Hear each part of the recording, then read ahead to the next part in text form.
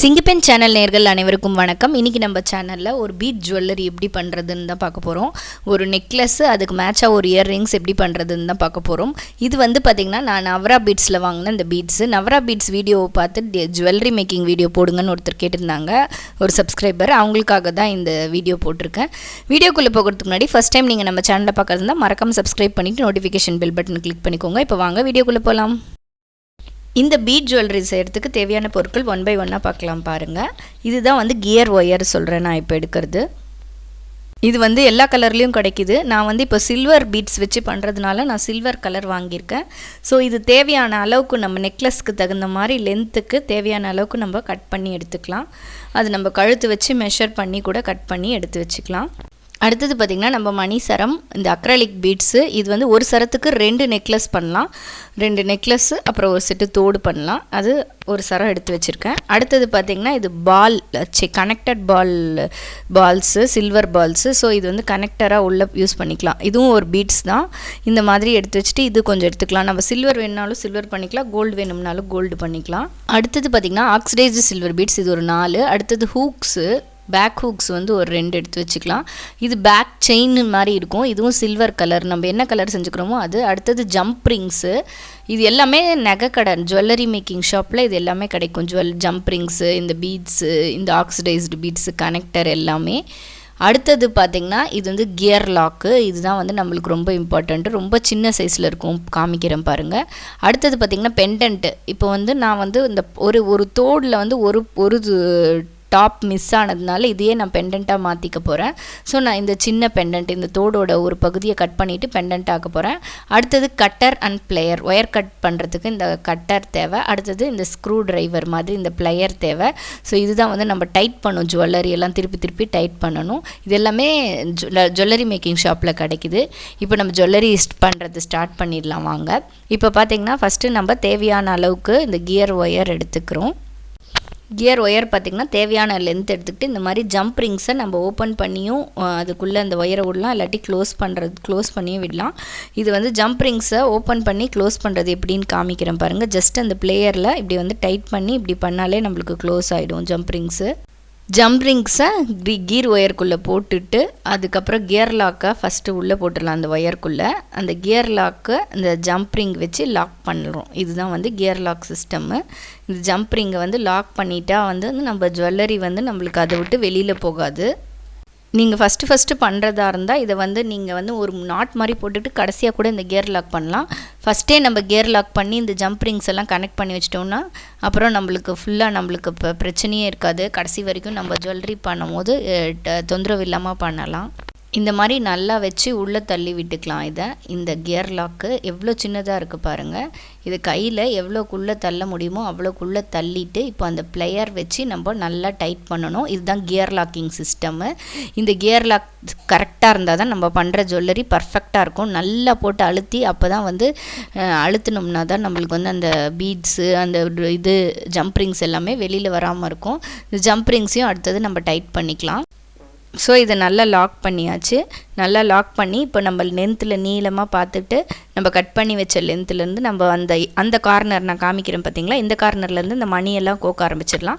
இந்த கார்னர் வந்து கொஞ்சம் ஷார்ப்பாக இருந்தால் தான் கோக்க முடியும். அடுத்தது நான் வந்து இந்த டாலருக்கு வந்து நம்ம வந்து இந்த தோடையை நான் டாலராக கன்வெர்ட் பண்ணுறதுனால இந்த பேக் இருக்கிறது வந்து நான் இந்த ஒயர் வச்சு கட் பண்ணுறேன். நார்மலாக இந்த மாதிரி கட் பண்ண இந்த ஒயர் கட்டர் வச்சு கட் பண்ணால் இந்த ஜுவல்லரி ஐட்டம் எல்லா மெட்டல்ஸையும் கட் பண்ண முடியும். இது அதுக்கப்புறமா இந்த பேக் சைடை கொஞ்சம் ஏன்னா குத்தாமல் இருக்கணும், நம்ம பெண்டன்ட் போட்டான்றதுனால அதை கொஞ்சம் ஷேப் பண்ணி கொஞ்சம் நல்லா முழுன்னு பண்ணணும். அதுக்கு இந்த கட்டரும் பிளேயரும் யூஸ் ஆகும். கொஞ்சம் திருப்பி விட்டால் நம்மளுக்கு குத்தாது. இப்போ பார்த்திங்கன்னா நம்மளுக்கு ரெடி ஆகிடுச்சு. இப்போ நம்ம ஒன்றா கோக்க ஆரம்பிக்கலாம் பீட்ஸு. இப்போ நான் இந்த ஒய்லெட் கலர் பீட்ஸ் எடுத்துக்கிறேன். இந்த ஒய்லெட் கலர் பீட்ஸில் ஒரு பீட்ஸாக போட போகிறோம். இந்த கியர் ஒயரோட இன்னொரு கார்னர்லேருந்து அப்படியே நம்ம நார்மலாக மணி கோக்குற மாதிரி கோக்கணும். இந்த கீட் ஒயர் வந்து ரொம்ப பிகினர்ஸுக்கெல்லாம் ரொம்ப யூஸ்ஃபுல்லாக இருக்கும். இதை வந்து அந்த எக்ஸ்ட்ரா இருக்கிற அந்த வெளியில் நீட்டிகிட்டு இருக்காமல் இந்த கம்பியை வந்து இந்த ஒயரை வந்து இந்த பீட்ஸ்குள்ளே விட்டுடணும். இதே மாதிரி நம்ம 4 இது போட்டுக்கலாம். 4 பீட்ஸ் போட்டு கொத்துக்கலாம் மணியை. 4 பீட்ஸ் போட்டுட்ட பிறகு அதுக்கு மேலே ஒரு சில்வர் இது போடணும். சில்வர் அந்த பால், சின்ன பால் இருக்க சில்வர் போட்டுக்கணும். நம்மளோட ஐடியா க்ரியேட்டிவிட்டிக்கு தகுந்த மாதிரி நம்ம போட்டுக்கலாம். 4 வச்சுக்கலாம், 6 வச்சுக்கலாம், 2 வச்சுக்கலாம். நம்மளோட பீட்ஸ் எப்படி இருக்கணுன்றது நம்ம மைண்ட் க்ரியேட்டிவிட்டி தான். ஸோ இப்போ நான் 4 போட்டுக்கிட்டு அது கூட வந்து இந்த சில்வர் பால்ஸ், சின்ன சில்வர் பால்ஸை கனெக்ட் பண்ணுறேன். இப்போது அதே மாதிரி நம்ம அடுத்த 4 இதை கனெக்ட் பண்ணிக்கலாம். அதே மாதிரி திருப்பியும் ஒரு பால்ஸ் வச்சுக்கலாம்.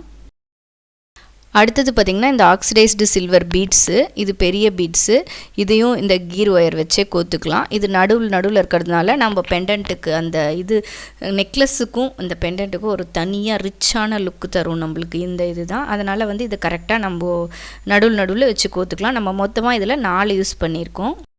இப்போது நம்ம கரெக்டாக கவுண்ட் பண்ணி வச்சுருக்கிறதுல நம்ம அந்த நெக்லஸில் பாதி அளவுக்கு நம்ம கரெக்டாக மெஷர் பண்ணிக்கலாம். நம்ம கழுத்துலையே வச்சு பார்த்தாலே தெரியும், இல்லை நம்மளுக்கு தேவையான அளவுக்கு லென்த்து தெரியும். இந்த கவுண்ட்டு தாங்க முக்கியம். நம்ம 2 சைடும் கவுண்ட் ஈக்குவலாக இருக்கணும். நடுவில் டாலர் செயின் வரணும். இப்போ வந்து பார்த்திங்கன்னா நான் நடுவில் டாலர் கோக்குறேன்.